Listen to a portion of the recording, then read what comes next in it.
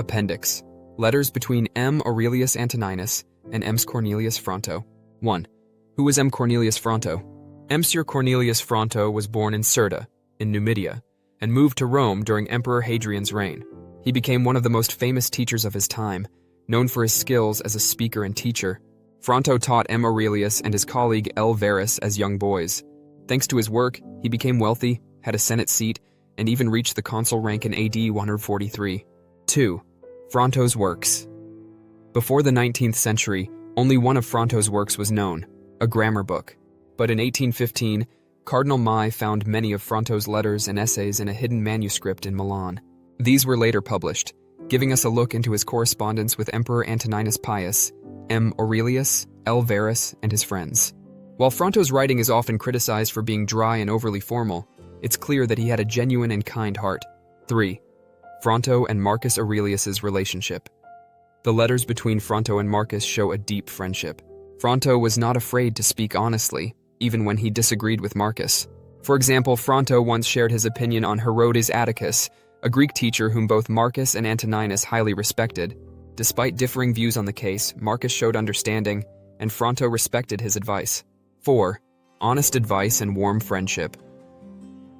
In one letter, Marcus praised Fronto for always being straightforward with him. Fronto also admitted that, while he could sometimes criticize Marcus, he would not tolerate others doing the same. This openness shows the trust and affection they shared. 5. Personal moments and humor. The letters also reveal some personal stories. In one, Fronto describes his family's troubles, including his sister's illness and his own encounter with a scorpion. These letters highlight the closeness between Marcus and Fronto, as they both expressed care and concern for each other's well-being. 6. Fronto's teaching style. Fronto gave Marcus advice on how to speak simply and avoid unnecessary showmanship. He encouraged Marcus to study old Roman authors like Ennius, Plautus, and Cicero, and to focus on sincerity in his speeches. Despite Fronto's more formal teaching style, Marcus was deeply committed to learning and even worked late into the night. 7. The importance of simplicity in speech. Fronto often sent Marcus topics to practice, like writing about a Roman official who throws a free citizen into prison, or a consul who kills a lion in public. These exercises were meant to improve Marcus's skills in analyzing arguments and presenting them clearly. 8. The language of love and friendship. The letters also include moments of affection, where Marcus expresses his love for Fronto in creative ways. Marcus jokingly declares that Fronto has won the international love race for being the best at loving and being loved. These playful exchanges show the strong bond between the two. 9. Marcus Aurelius's continuous learning. Even after becoming emperor, Marcus continued to value education. He often asked Fronto for advice on language and speech. Despite his busy life, Marcus never stopped seeking to improve himself and deepen his knowledge. 10. Conclusion. The letters between Fronto and Marcus Aurelius give us a glimpse into the relationship between a teacher and his student, who became a wise and respected emperor. They show the value of honest advice, the importance of lifelong learning, and the deep friendship that can exist between two people. 1. Polemos speech. The other day, I heard Polemos speak, and here's what I think about it. Imagine a farmer who works really hard to grow crops like corn and vines. He's very skilled, and his farm produces lots of crops. But even though he's successful, his land is missing things that make life enjoyable, like beautiful flowers or nice shady trees. His focus is all about usefulness, not about making life pleasant or beautiful. His work is impressive, but not something you'd fall in love with. 2. Bold opinions. It might seem daring of me to judge someone like Polemo, who has a big reputation. But since I'm writing to you, I feel it's not as bold as it seems. I am still undecided about many things. Anyway, here's a quick poem I wrote just for fun. Before I start writing more, I'll say goodbye for now. You're very dear to me, and I hope you're doing well. 3. Praise for a great teacher. You know, my teacher's eloquence is so amazing that I think it's better than anything the ancient Greeks or Romans ever wrote. His skill in speaking is so incredible, I feel lucky to be under his guidance. If he were in charge, he would certainly deserve a crown and recognition from everyone. I don't think I've ever heard anything so beautifully expressed. If I could, I would praise him every day. He truly deserves all the admiration. 4. Keeping peace. Among friends, Sometimes my teacher gives practical advice, like how to manage people around you. He says it's harder to keep people happy and working together than to tame lions. The key is to make sure your friends aren't jealous of each other. If they can see that what one person gets isn't taking away from the other, everyone will get along better. 5.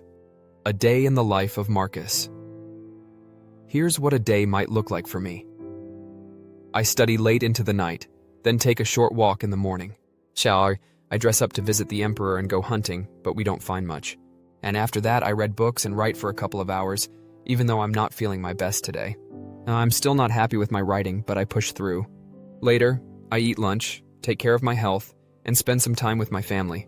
In the evening, I reflect on the day and my work, which wasn't great, but I'm learning. Finally, I write a quick letter to my teacher, sharing my thoughts and how much I miss him. 6. Practical and personal matters. Sometimes I go to interesting places, like ancient towns. I recently visited one called Anagnia, full of old temples and sacred books. It was fascinating to learn about the customs of the past. The people there have their own unique language and practices, like how priests wear special skins on their heads during ceremonies. I also tell my teacher how much I miss him, and I hope he writes back often to keep me company. 7. Marcus's mischief. I had a funny little adventure while traveling.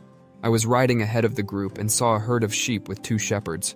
One of the shepherds thought we were going to rob them, so he tried to throw a fork at us. It was a bit of a mess, but we managed to escape. It's nice to see that I can still get into mischief sometimes. 8. Daily life in the country. When I'm in the countryside, I spend my days doing things like gathering grapes and eating simple meals. It's not always easy, and the work can be exhausting, but I enjoy being with my family and reflecting on life. Afterward, I take some time to relax and write to my teacher, sharing all the little details of my day. 9. Marcus's letter to his teacher. In a letter to my teacher, I complained about not seeing him for a long time. I told him that I really missed him, even though I had seen my brother. It's funny how life gets busy, but I always wish I could spend more time with my teacher. 10. The emperor's work. Once I became emperor, I had a lot of responsibilities. The soldiers were in bad shape. They were lazy, spent too much time partying, and didn't care for their horses or weapons. I had to work hard to get them back into shape, making them focus on their duties instead of luxuries. It wasn't easy, but I had to lead them with strength and discipline, just like the great generals of the past. 11. Letters after becoming emperor. After I became emperor, I started writing more formal letters to my teacher again. I shared details about my public life, victories, and the hard work of getting the army back on track. Even though I was busy, I still thought of my teacher and wrote to him about everything that was going on. Reflections on life and death. 1. Facing loss and death. The writer talks about how death, especially when a younger person dies, is something to be more thankful for than sad. He feels that losing his loved ones, like his wife and grandson, is a sad but natural part of life. This loss makes him think deeply about his own life and the unfairness of it all, but also the dignity in facing it. 2. Living a good life. The writer says that throughout his long life, he has done nothing that would bring shame or dishonor. He has always been generous, kind, and truthful, sometimes even putting himself in danger to help others. He was never greedy or dishonest, and worked hard to do the right thing. 3. Staying true to himself. He talks about how he preferred to live simply and honestly. He never tried to get ahead by tricking people, and he valued learning over making money. He would rather be poor than be in debt or ask for help. He worked hard for what he needed, but never wasted money. He always told the truth and expected others to do the same. 4. The importance of integrity. The writer believed it was better to be honest, even if it meant being ignored or disliked, than to flatter people or pretend to be someone you're not. He preferred to be a true friend than someone who always said what others wanted to hear. He helped those in need without expecting anything in return, and was never angry at those who were ungrateful. 5. Facing pain and loss. Despite all the good things he has done, he shares his personal pain. He has suffered from long sickness and many personal losses, including his wife and grandson. This is a hard time for him, and he even says if he were made of iron, he couldn't continue writing about his feelings. The pain he feels is so great that he is at a loss for words. 6. Memories of a teacher. The writer also reflects on his teacher, Fronto, who taught him many things, not just about writing or speaking well, but also about understanding human nature. Although Marcus Aurelius became more intellectual than his teacher, He never lost the true friendship and affection that Fronto gave him, which mattered more than anything Fronto could teach about words and writing.